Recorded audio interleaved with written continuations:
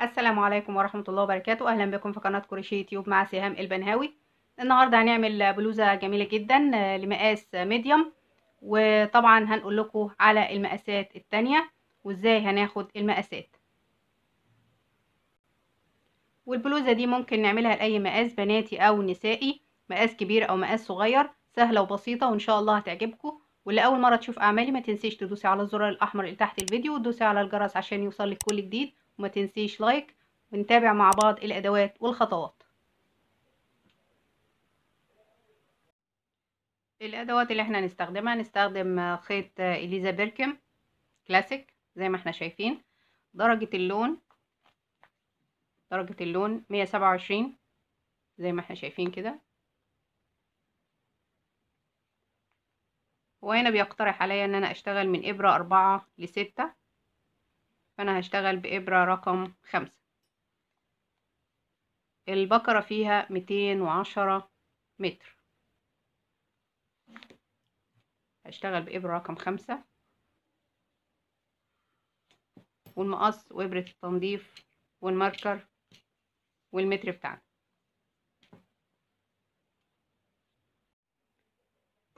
المقاسات احنا هنشتغل طبعا بإبرة رقم 5، فلو انت اشتغلتي بإبرة صغيرة او كبيرة هيختلف المقاس معاكي. فانت هتاخدي دوران الراس وتعملي عليه السلاسل. عندي مقاس سمول، هنعمل 72 سلسلة ونقسمها بالطريقة دي: 21 سلسلة في الأمام، 21 سلسلة في الخلف، و13 سلسلة على كل كتف، وسلسلة في كل جنب. مقاس سمول هياخد 5 شلات، مقاس ميديوم هياخد 5.5 شلة. مقاس ميديوم هنعمل 76 سلسلة، من الأمام 23 سلسلة، ومن الخلف نفس الكلام، وعلى كل كتف 13 سلسلة، وفي كل جنب من الجوانب سلسلة واحدة بس.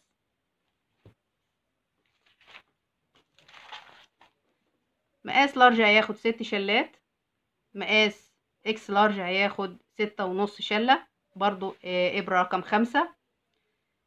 عندي 80 سلسلة هتتقسم ازاي في مقاس لارج: 23 سلسلة من الأمام زيهم في الخلف، و15 سلسلة على كل كتف، وفي كل زاوية سلسلة واحدة بس اللي هيطلع منها الزاوية بتاعتنا. مقاس اكس لارج هيبقى 25 سلسلة على كل جنب من الجانبين الأمام والخلف، و15 سلسلة على كل كتف، يبقى المجموع 84 سلسلة مع طبعا الأربع سلاسل اللي على الجوانب.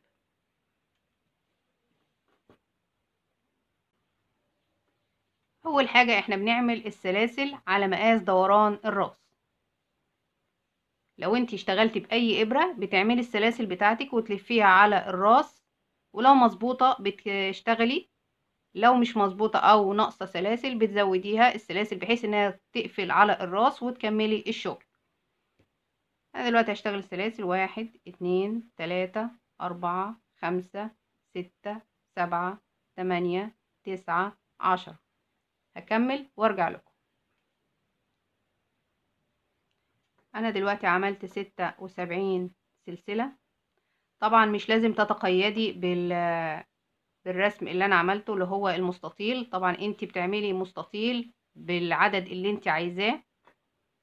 المهم يبقى الكتفين قد بعض والوش والظهر يبقوا قد بعض. انا كده عملت منزلقة. هرتفع 1 2 3، وهعمل عمود في كل سلسلة، عمود بلف. بدخل في السلسلة واسحب الخيط واخد حلقتين في حلقتين، الف الخيط على الابرة وادخل في الحلقة واسحب الخيط واخد حلقتين في حلقتين بالشكل ده، عمود في كل سلسلة. كمل وارجع لكم. انا كده وصلت لاخر السطر، واقفل بمنزلقة في تالت سلسلة وارتفع 1 2 3.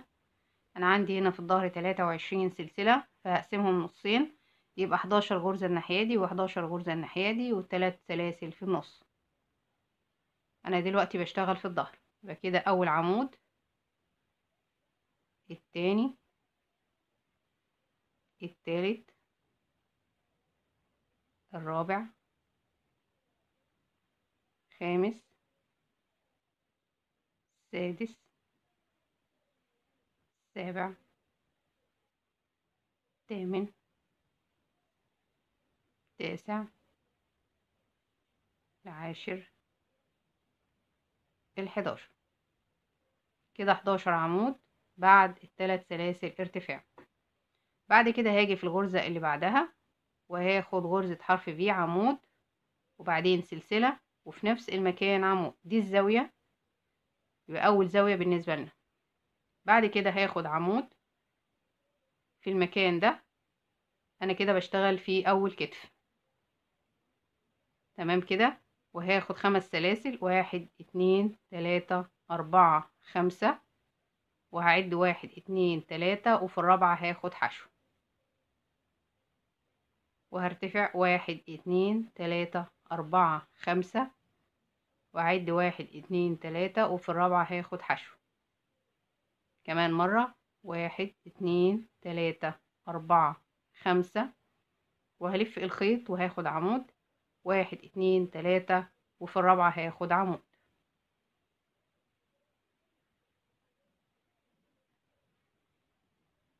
ده أول كتف بالنسبة لنا. بعد العمود هاخد الزاوية التانية، عمود، سلسلة، وفي نفس المكان عمود بالشكل ده. يبقى لو عدينا الغرز اللي على الكتف، أول عمود أدي كده 1 2 3 4 5 6 7 8 9 10 11 12 13. يبقى كده 13 غرزة اللي على الكتف، 13 غرزة اللي على الكتف. ال11 غرزة طبعا دول الأساسيين بتوعنا، اللي هم بتوع الغرزة اللي على الكتف بتوعنا، وعمود على الشمال وعمود على اليمين. بعد كده هنيجي في الواجهة هنشتغل 23 عمود. 1 2 3، أكمل وأرجع لكم. كده عملت ال23 عمود اللي في الواجهة ناحية الصدر. بعد كده هنعمل الزاوية التالتة، عمود، سلسلة، وفي نفس المكان عمود. هنيجي عند الكتف التاني وهنشتغل عمود و5 سلاسل، 1 2 3 4 5، وهعد غرزة التانية التالتة، وفي الرابعة هاخد حشو. 5 سلاسل، 1 2 3 4 5، وأعد 1 2 3، وفي الرابعة هاخد حشو. 1 2 3 4 5، وأعد 1 2 3، وفي الرابعة هاخد عمود. يبقى كده الكتف التاني. بعد كده هاجي هنا في الزاوية الأخيرة، عمود، سلسلة، وفي نفس المكان عمود. وهشتغل ال11 غرزة اللي في الظهر، اللي هو نص الظهر. اوريكم دلوقتي الغرزة بتاعتنا. عندي هنا في الكتف، عندي هنا عمود اهو بعد الزاوية، عندي عمود اهو بعد الزاوية، وعمود قبل الزاوية. دول علشان 13 غرزة.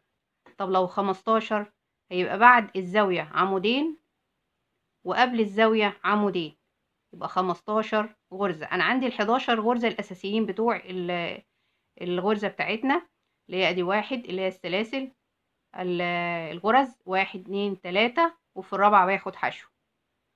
1 2 3، وفي الرابعة باخد حشو. 1 2 3. عندي 11 غرزة دول أساسيين اللي على الكتف.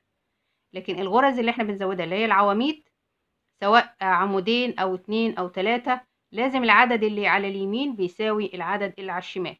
يعني لو عملت عمود هنا يبقى هنعمل عمود هنا، عملت عمودين هنا يبقى هنعمل عمودين هنا بنفس النمط. دلوقتي هنعمل عواميد الظهر.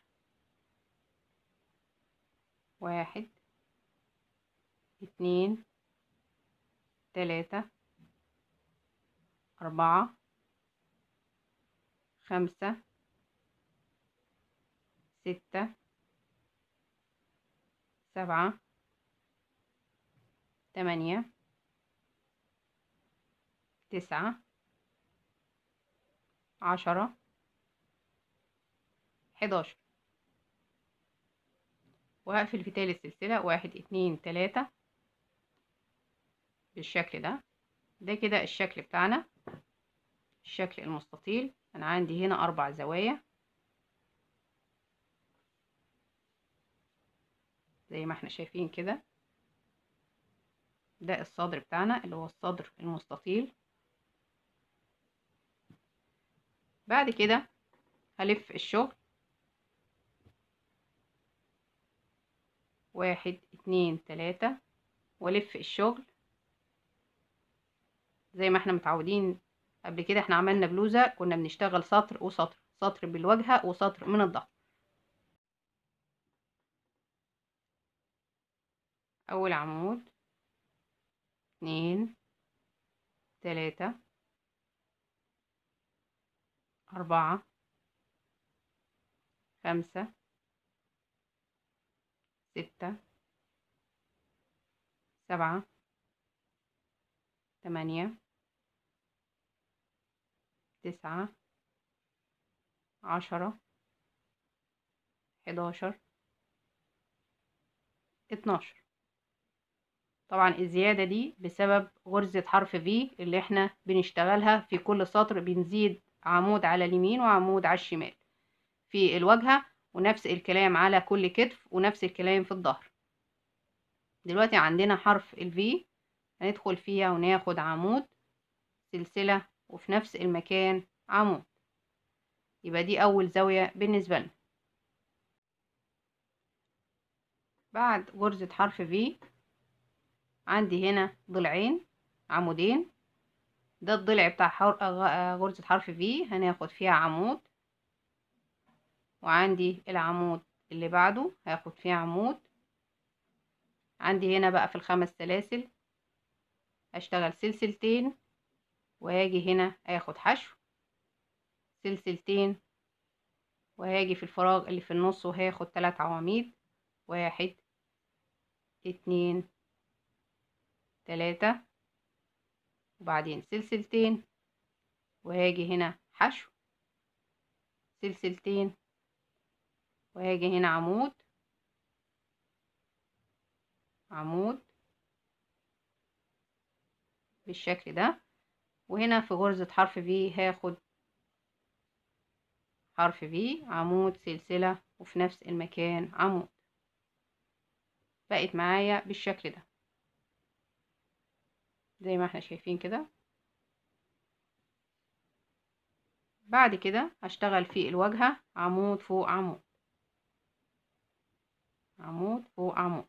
طبعا اول سطر كان عندنا 23 غرزة، السطر التاني هيبقى عندي 25 غرزة. طبعا قلنا بسبب الزاوية اللي على كل جنب بنزود عمودين في كل جنب، سواء الكتف او الظهر او الواجهة. عمود فوق عمود.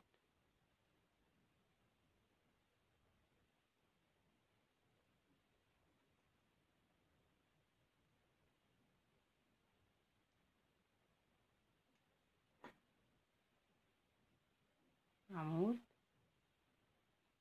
عمود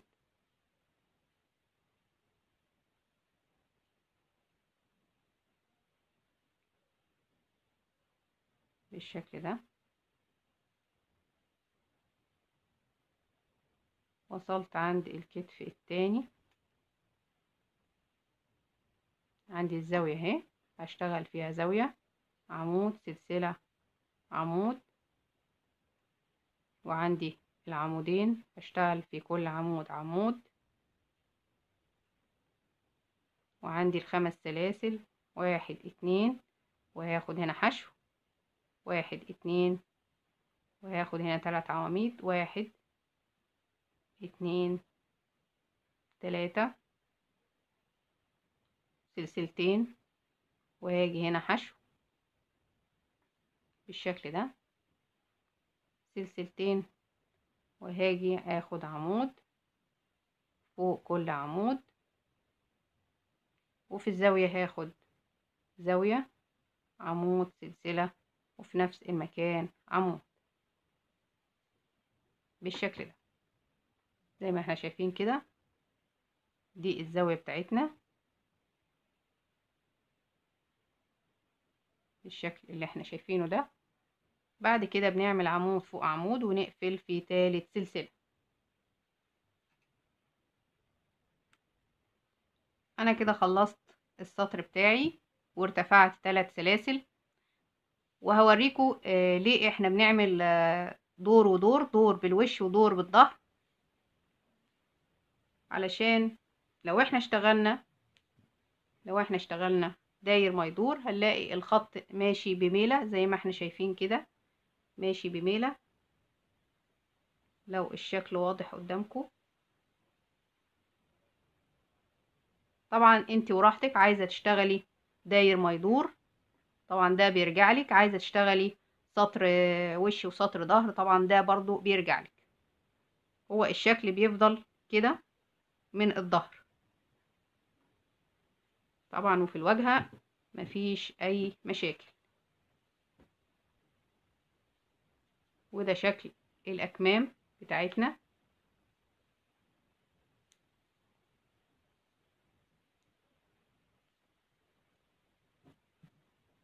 دلوقتي احنا هنلف البلوزة بالشكل ده، وهنشتغل برضو عمود فوق عمود لغاية ما نوصل عند الزاوية.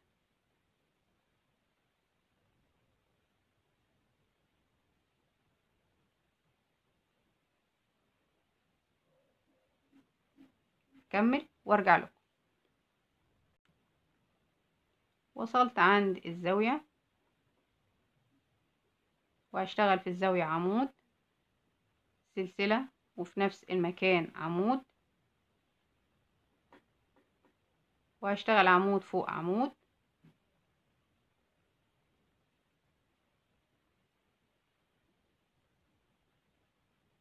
وعندي هنا في الكتف هشتغل سلسلتين، 1 2، وهلف الخيط، وعندي في الفراغ اللي كونته السلسلتين قبل ال3 عواميد هشتغل غرزة بف، لفة، التانية، التالتة، الرابعة، الخامسة، وهطلع من الحلقات دي كلها بالشكل ده، وهاخد سلسلة كمان سلسلة، وهكرر عندي 3 عواميد، ما بين العواميد هشتغل غرزة بف، 1 2 3 4 5، واطلع من الحلقات دي كلها واخد سلسلة التانية كمان مرة.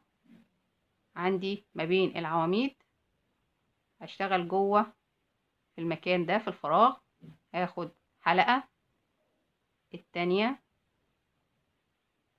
التالتة، الرابعة، الخامسة، وهطلع من ده كله واخد سلسلة التانية.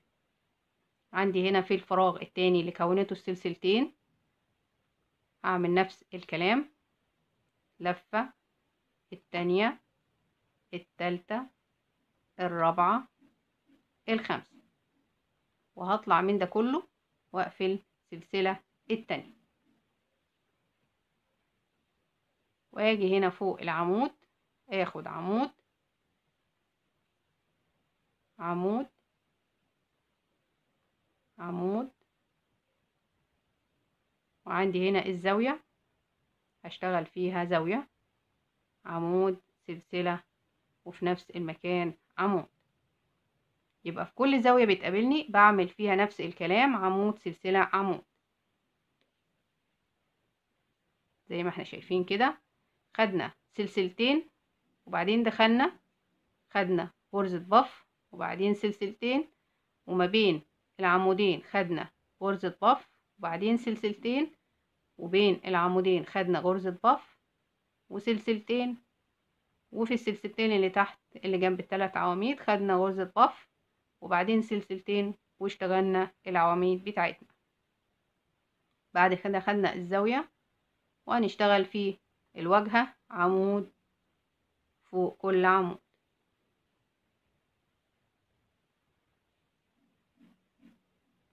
بالشكل ده. خلصت العواميد اللي ناحية الصدر. عندي هنا في الزاوية هاخد عمود، سلسلة، وفي نفس المكان عمود، وهاخد فوق كل عمود عمود،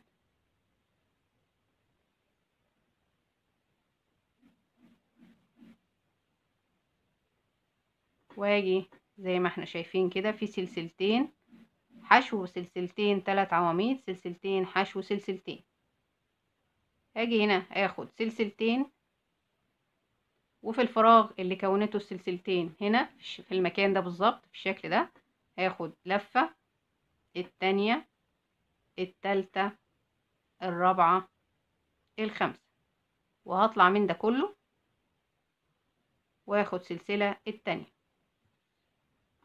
اكرر، الف الخيط وادخل ما بين العواميد في المكان اللي بين العمودين، اشتغل لفة، التانية، التالتة، الرابعة، الخامسة، واطلع من ده كله واخد سلسلة التانية، اجي ما بين العمودين التانيين زي ما احنا شايفين كده، اخد لفة، التانية، التالتة، الرابعة، الخامسة، واطلع من ده كله اخد سلسلتين،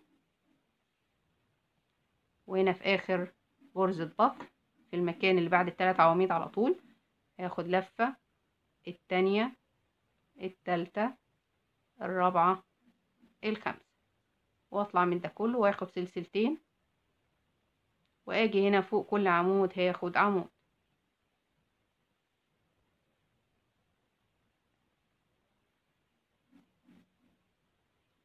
زي ما احنا شايفين كده. وفي الزاوية هاخد غرزة حرف في، عمود، سلسلة، وفي نفس المكان عمود، وهاجي هنا في الظهر اشتغل عمود فوق كل عمود واقفل في تالت سلسلة. انا هنا قفلت وارتفعت ب3 سلاسل ولفيت الشغل وخدت العواميد عمود فوق عمود لغاية ما وصلت عند الزاوية.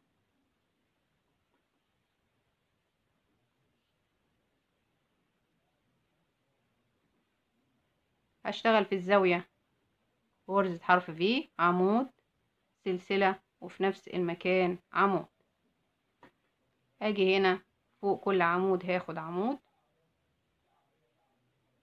فوق كل عمود هاخد عمود بالشكل ده،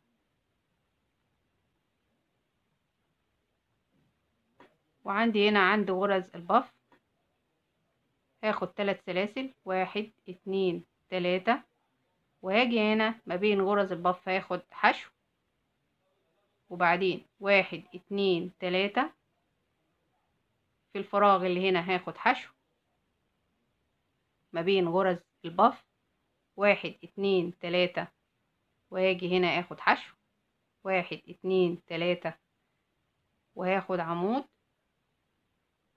هشتغل العواميد بتاعتي عمود فوق عمود،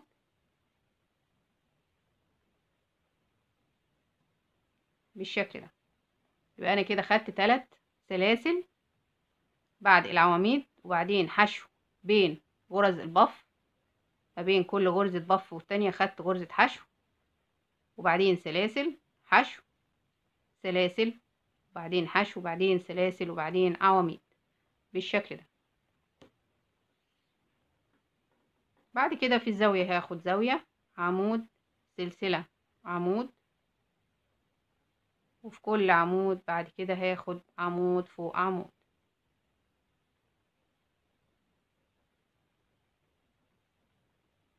واكرر لغاية اخر السطر.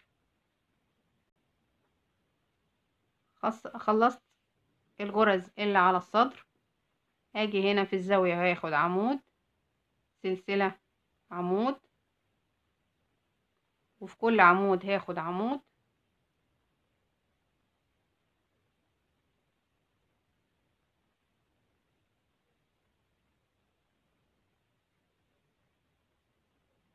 وصلت هنا عند غرز البف، فهاخد 3 سلاسل، 1 2 3، وما بين غرزة البف والتانية هاخد حشو، وبعدين 1 2 3، 3 سلاسل، وما بين غرزة البف هاخد حشو، وبعدين 3 سلاسل، 1 2 3، وفي المكان ده هاخد حشو ما بين غرز البف، 1 2 3، وفوق العمود هاخد عمود، عمود، عمود، عمود، وفي الزاوية هاخد عمود، سلسلة، عمود في نفس المكان بالشكل ده زي ما احنا شايفين كده. بعد كده هاخد عمود فوق عمود، وهقفل في تالت سلسلة، وارتفع 3 سلاسل والف الشغل. لفيت الشغل وارتفعت 3 سلاسل وخدت عمود فوق عمود، وصلت عند الزاوية وهشتغل عمود، سلسلة، وفي نفس المكان عمود، وهاجي عند الكم او الكتف وهشتغل عمود، عمود، عمود، عمود، عمود. عندي هنا السلاسل. دلوقتي بقى في السطر ده هشتغل اللي هو السطر الاولاني اللي هو ال5 سلاسل، 1 2 3 4 5، وهاجي هنا عند ال3 سلاسل وهاخد حشو، 1 2 3 4 5، وهاجي عند السلاسل التلاتة او 3 سلاسل هاخد حشو، 1 2 3 4 5، وهاجي هنا عند العمود وهاخد عمود. يبقى كده انا رجعت وعملت اول سطر اللي هو 5 سلاسل، 5 سلاسل حشو، 5 سلاسل حشو، وبعدين 5 سلاسل زي ما احنا شايفين كده بالظبط. ده كده اول سطر بالنسبة لنا اللي هو عملناه في البداية. انا كده خلصت السطر زي ما احنا شايفين، السلاسل بتاعتنا اللي هي ال5 سلاسل حشو، 5 سلاسل حشو، وبعدين 5 سلاسل، وبعدين اشتغلنا العواميد، وبعدين الزاوية بتاعتنا، وخدت عمود فوق كل عمود في الصدر، وبعدين خدت الزاوية بتاعتي، وبعدين خدت العواميد اللي ناحية الكتف التاني. دلوقتي هنشتغل 1 2 3 4 5، وقلت ان ده اول سطر بالنسبة لنا اللي احنا عملناه في الاول في بداية الشغل. وهاجي هنا في 3 سلاسل وهنا 3 سلاسل، هاخد حشو في تاني مجموعة، وبعدين 1 2 3 4 5، وعندي هنا 3 سلاسل هاخد فيهم حشو، 1 2 3 4 5، وعندي هنا في العواميد اخد عمود، عمود، عمود، لغاية ما اوصل عند الزاوية. عندي في الزاوية هاخد زاوية، عمود، سلسلة، وفي نفس المكان عمود. دي كده ظهرت معايا. دي الاسطر اللي احنا بنكررها في كل سطر زي ما احنا شايفين كده.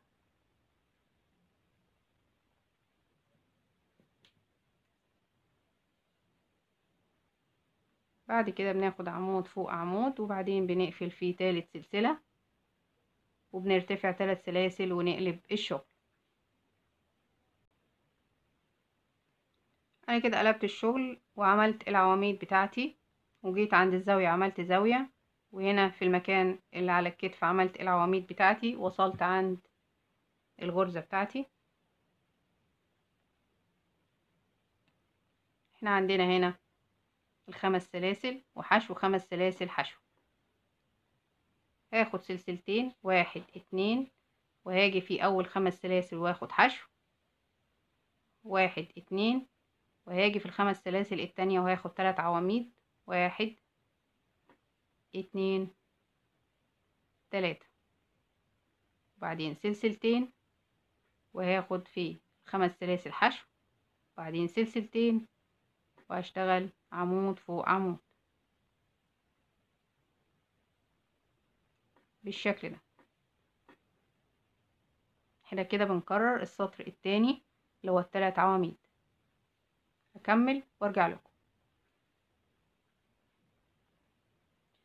انا كده خلصت السطر وقفلت وارتفعت 3 سلاسل واشتغلت السطور بتاعتي اللي هي العواميد بتاعتي، وخدت الزاوية. هاجي هنا عند الكتف واخد عواميد،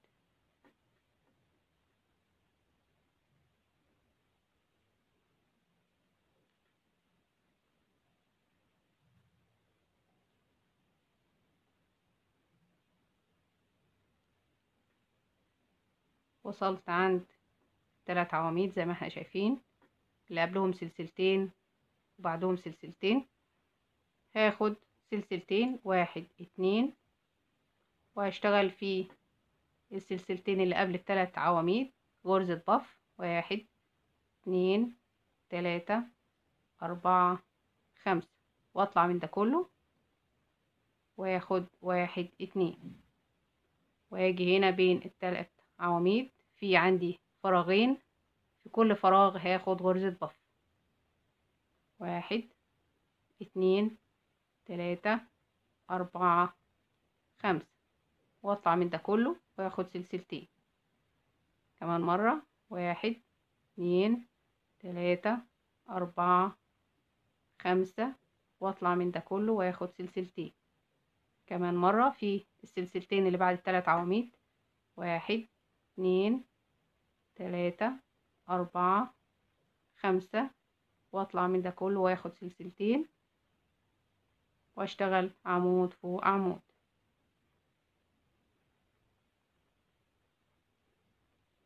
بالشكل ده.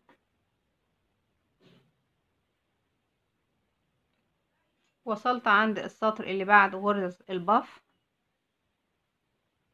واخد 1 2 3، وهاجي هنا ما بين غرزة البف والتانية هاخد حشو 1 2 3، وهاجي هنا بين غرزتين البف وهاخد حشو 1 2 3، وبين غرزتين البف هاخد حشو 1 2 3، وهاخد عمود فوق كل عمود، عمود فوق كل عمود لغاية ما اوصل عند الزاوية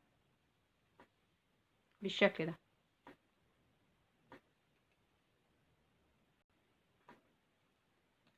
بعد السطر اللي احنا عملناه اللي هو 3 سلاسل نعمل، انا هنا خلصت بعد الزاوية العواميد بتاعتي 1 2 3 4 5، اسيب اول 3 سلاسل هاجي عند التاني وهاخد حشو 1 2 3 4 5، هاجي في السلاسل 3 سلاسل اللي بعد كده واخد حشو 1 2 3 4 5، وهاجي هنا عند كل عمود اخد عمود،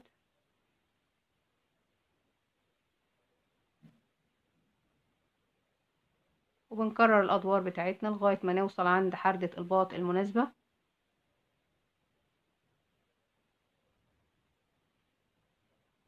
عمود فوق عمود، وعند الزاوية هناخد زاوية عمود سلسلة، وفي نفس المكان عمود بالشكل ده. يبقى هما سطور وبنكررها، اللي هي السطور اللي فيه السطر اللي فيه 5 سلاسل حشو 5 سلاسل، بعد كده السطر التاني اللي فيه 3 عواميد، بعد كده السطر اللي فيه غرزة البف، بعد كده السطر اللي فيه 3 سلاسل 3 سلاسل 3 سلاسل، وهكذا. وبعدين بنكرر الأدوار تاني، اللي هو السطر اللي فيه 5 سلاسل، وهكذا لغاية لما بنوصل عند طول حردة الباط المناسبة. أنا كده عملت 15 سطر. كده البداية 1 2 3 4 5 6 7 8 9 10 11 12 13 14 15 سطر بالمزورة، هنقيسهم هيدونا 20 سنتي. أنا عملت له شكل صغنون بحيث إن هو يبقى واضح معانا، هيبقى بالشكل ده زي ما احنا شايفين كده.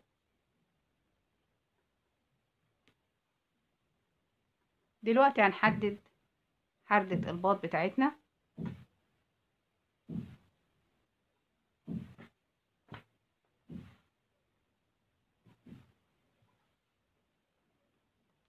أنا هنا طبعا ارتفعت ب3 سلاسل واشتغلت عمود فوق عمود،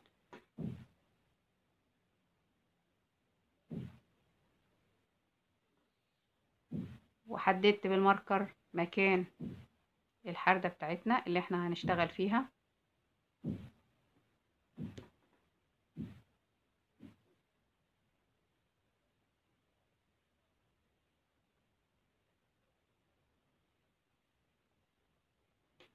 اجي هنا في جوه الغرزة نفسها، غرزة حرف في،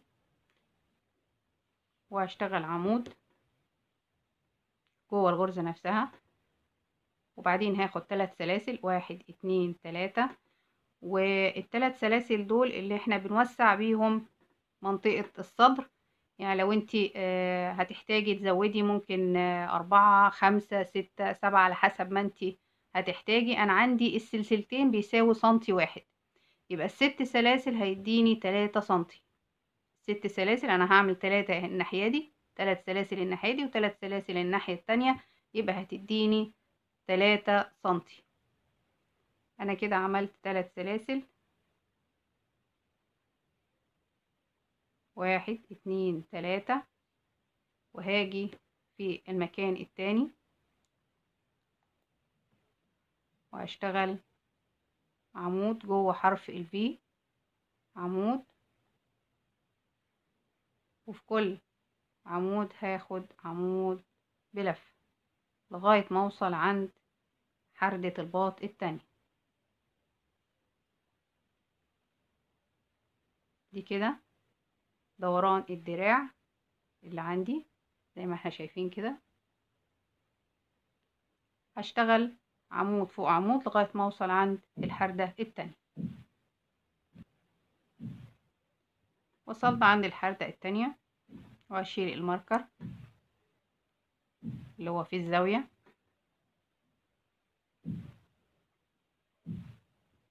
اشتغل عمود عمود وعمود جوه الزاوية، وبعدين 1 2 3، وهاجي في الزاوية التانية. وقلنا السلاسل اللي عند الباط دي توسعة للصدر، دوران الصدر. هاجي هنا واخد عمود، وفي كل عمود هاخد عمود زي ما احنا شايفين كده.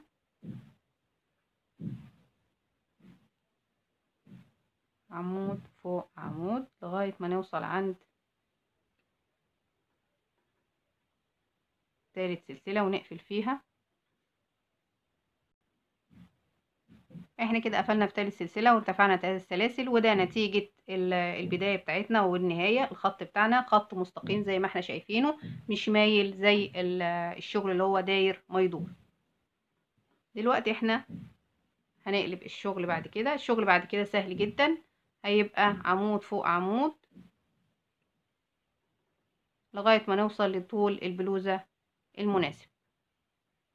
احنا كده قلبنا الشغل، احنا بنشتغل جوه البلوزة نفسها.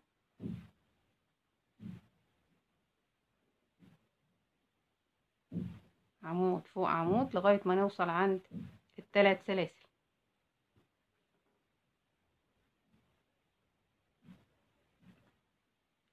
وصلنا عند ال3 سلاسل.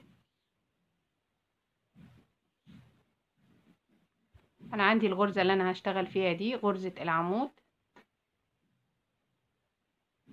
زي ما احنا شايفين كده.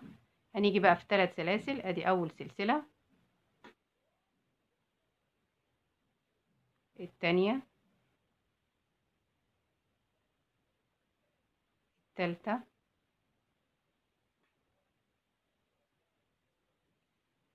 بعد كده هنشتغل عمود فوق عمود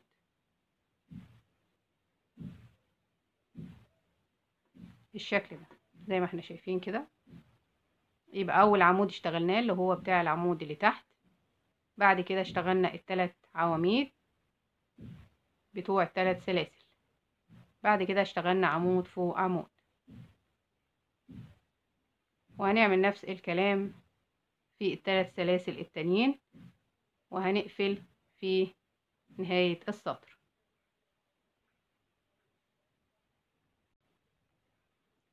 وصلت عند نهاية السطر وقفلت بمنزلقة وارتفعت 3 سلاسل، وهقلب الشغل.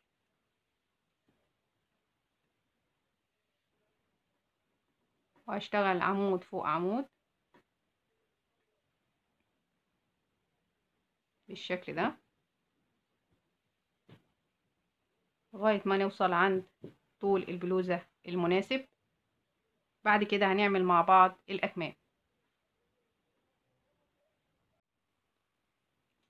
احنا دلوقتي عملنا كم، هنعمل الكم التاني مع بعض. هنيجي هنا من تحت الباط، عندي ال3 غرز اللي احنا خدناهم هنشتغل فيهم.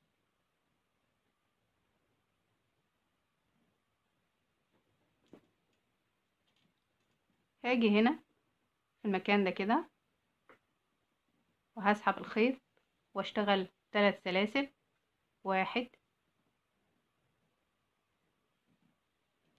2 3.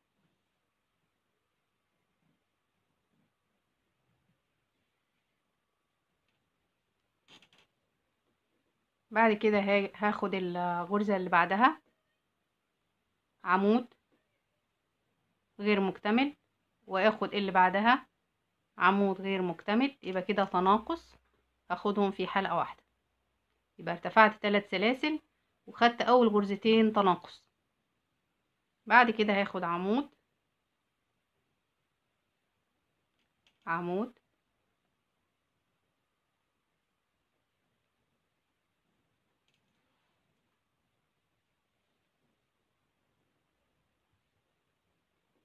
عمود. هاجي هنا في الحلقات اللي كونتها العواميد وهاخد عمود فوق عمود، عمود فوق عمود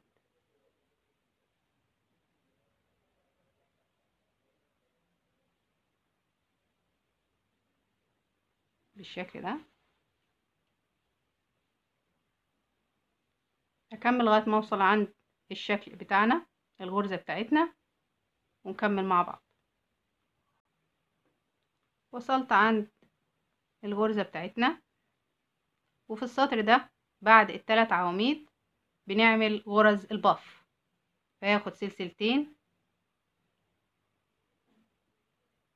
هاخد اخر عمود الاول وبعدين اخد سلسلتين، وعندي في الفراغ اللي كونته سلسلتين هنا هاخد غرزة باف، لفة، التانية، التالتة، الرابعة، الخامسة، وبطلع من ده كله واخد سلسلتين.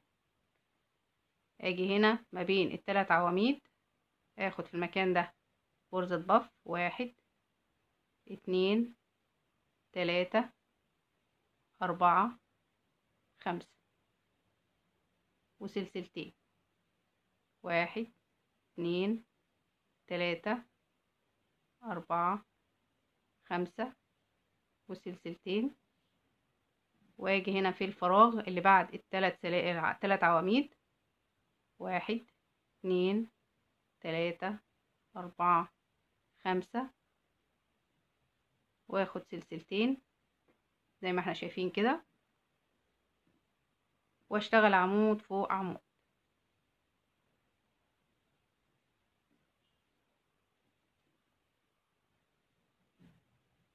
اكمل لغاية ما نوصل عند حردة الباط.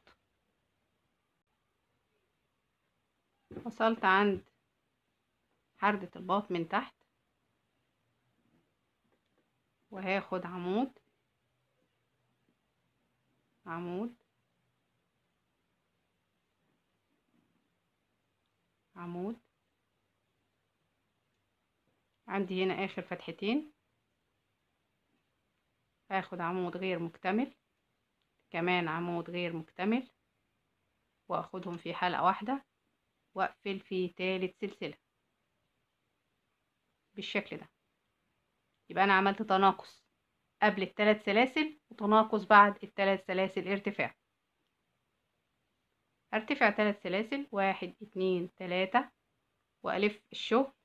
هشتغل كده من جوه الكم،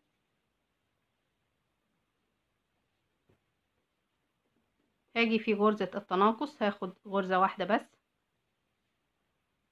والف الخيط واخد الغرزة اللي بعدها عمود غير مكتمل، واخدهم في حلقة واحدة. بعد كده اشتغل عمود فوق عمود. يبقى انا بعمل تناقص قبل الثلاث سلاسل وتناقص بعد الثلاث سلاسل ارتفاع. عمود فوق عمود لغاية ما اوصل عند الغرزة اللي على الكتف بالشكل ده. وصلت عند الغرز بتاعتنا اللي موجودة على الكتف. عندي الدور اللي بعد غرز البف، انا كده خدت اخر عمود، هعد 1 2 3 3 سلاسل، وهاجي هنا ما بين غرزة البف والتانية هاخد حشو، 1 2 3، وهاجي هنا حشو، 1 2 3، وهاجي هنا حشو، 1 2 3، وهاخد عمود بالشكل ده. بعد كده عمود فوق عمود لغاية ما اوصل عند الباط من تحت، عمود فوق عمود،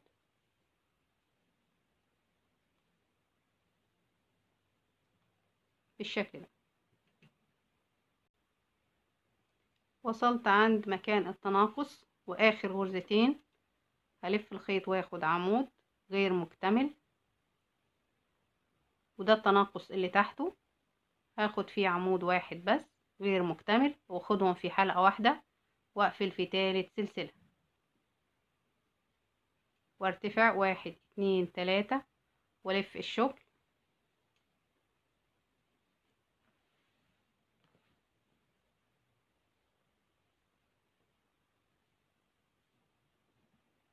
الف الخيط، وعندي هنا غرزة التناقص هاخد فيها عمود واحد بس غير مكتمل، والغرزة اللي بعدها عمود غير مكتمل، يبقى كده غرزتين هاخدهم في حلقة واحدة.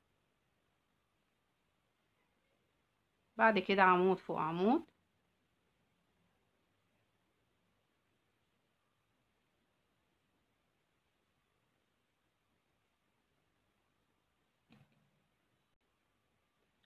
وصلنا عند الغرز اللي على الكتف، والدور ده بعد الثلاث سلاسل هناخد 5 سلاسل، 1 2 3 4 5، وده اول دور اللي احنا ابتدينا بيه الشكل من عند الكتف. هناخد حشو، بنسيب اول 3 سلاسل ونشتغل فيه تاني مجموعة، 1 2 3 4 5، ونيجي عند السلاسل اللي بعدها وناخد حشو، 1 2 3 4 5، وناخد عمود، تبقى بالشكل ده. بعد كده عمود فوق عمود،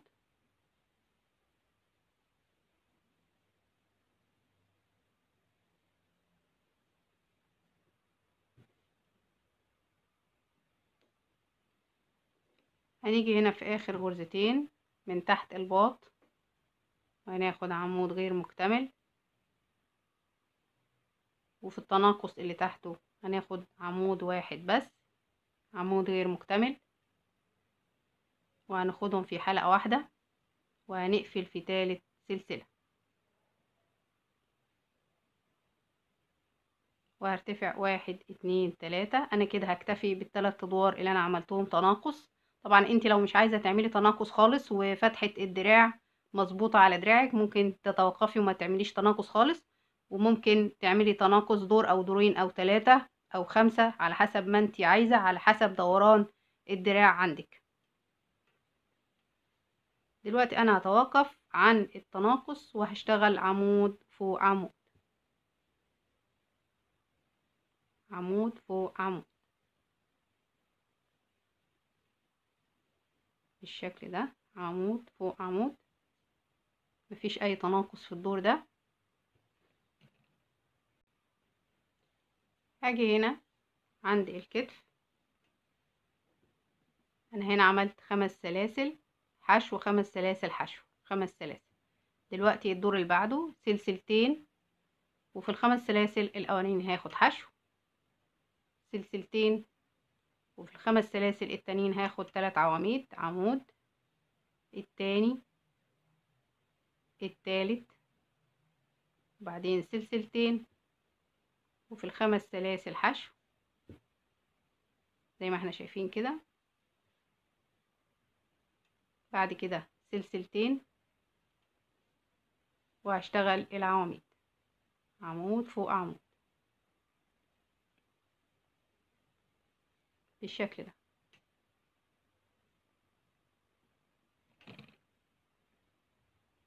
وصلت هنا عند الباط وهاخد اخر عمودين، عمود، عمود، واقفل في تالت سلسلة بالشكل ده، وارتفع 1 2 3. وبنشتغل شغلنا العادي، نشتغل عواميد ونوصل عند الكتف ونشتغل الادوار بتاعتنا. طبعا بعد ال3 عواميد هنشتغل غرز البف.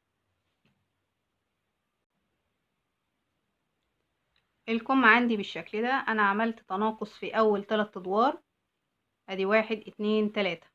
اول 3 ادوار تحت الباط عملنا تناقص غرزتين، تناقص في كل سطر.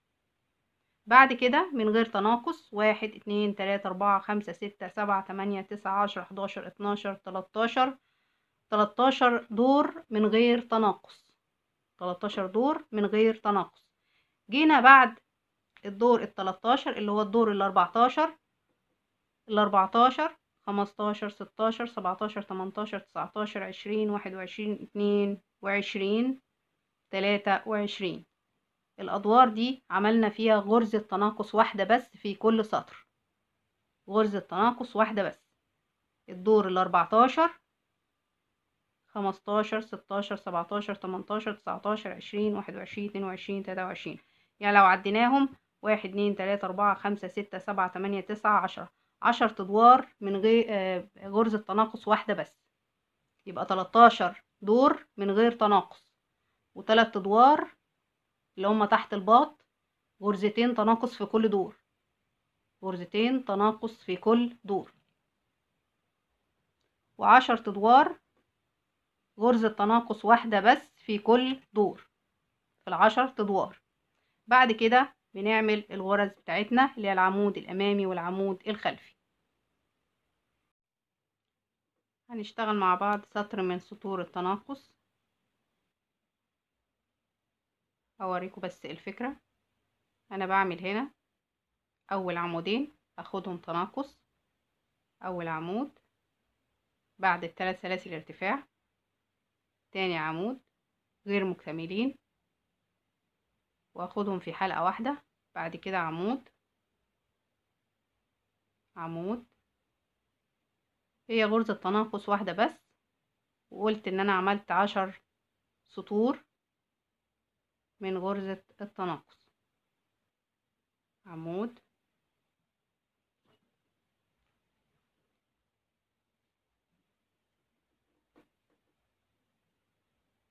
عمود، عمود، عمود، عمود. عندي هنا بعد غرزة البف، غرز البف، في سطر اللي هو السلاسل. السلاسل دي بدل ما هتبقى 3 هخليها 2، هتبقى سلسلتين، 1 2، وهاجي هنا اخد حشو، سلسلتين، حشو، سلسلتين، حشو، سلسلتين، وهشتغل عمود. السطر ده الوحيد اللي انا هشتغل فيه السلسلتين اللي هو عند العواميد الاماميه والخلفيه، وهقول لكم ليه انا خدت سلسلتين.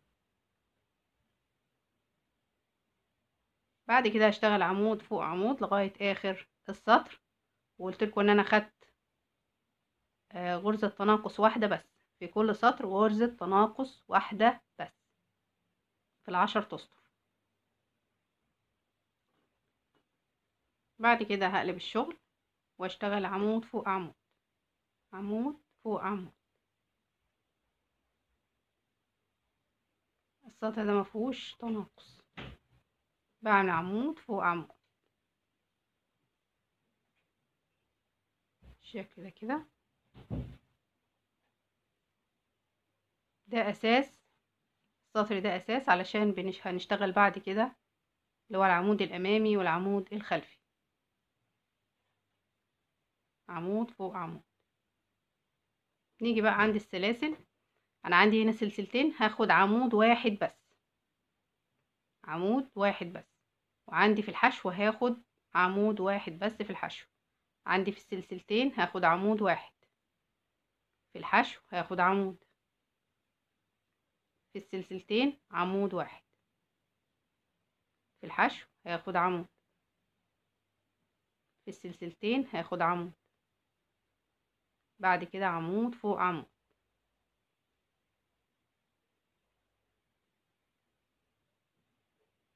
انا خدت عمود واحد في السلسلتين علشان الدنيا تبقى ملمومة في الاسورة، ما تبقاش واسعة على الايدين.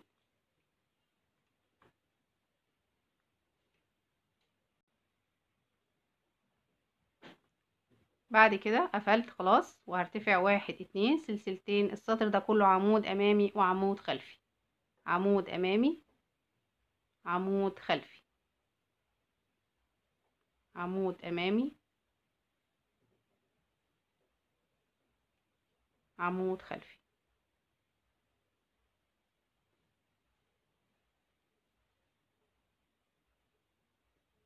عمود امامي، عمود خلفي.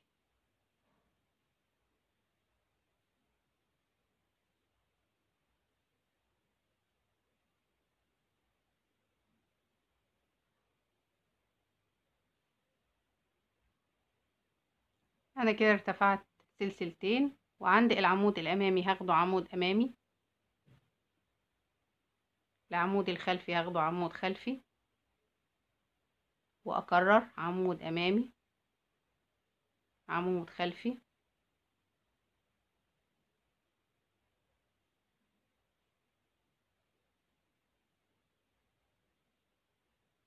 بالشكل ده.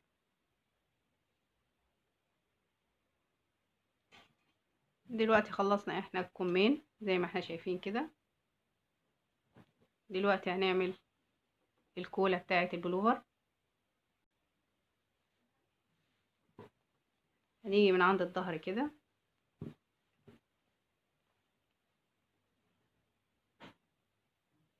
انا عندي هنا العواميد اللي احنا عملناها في البداية خالص. هندخل في المكان ده كده، نرتفع سلسلتين، 1 2. عندي اول عمود هاخده عمود امامي، العمود اللي بعده عمود خلفي، عمود امامي، عمود خلفي. انا مش محتاجة ان انا اعمل عواميد، هشتغل عمود خلفي وعمود امامي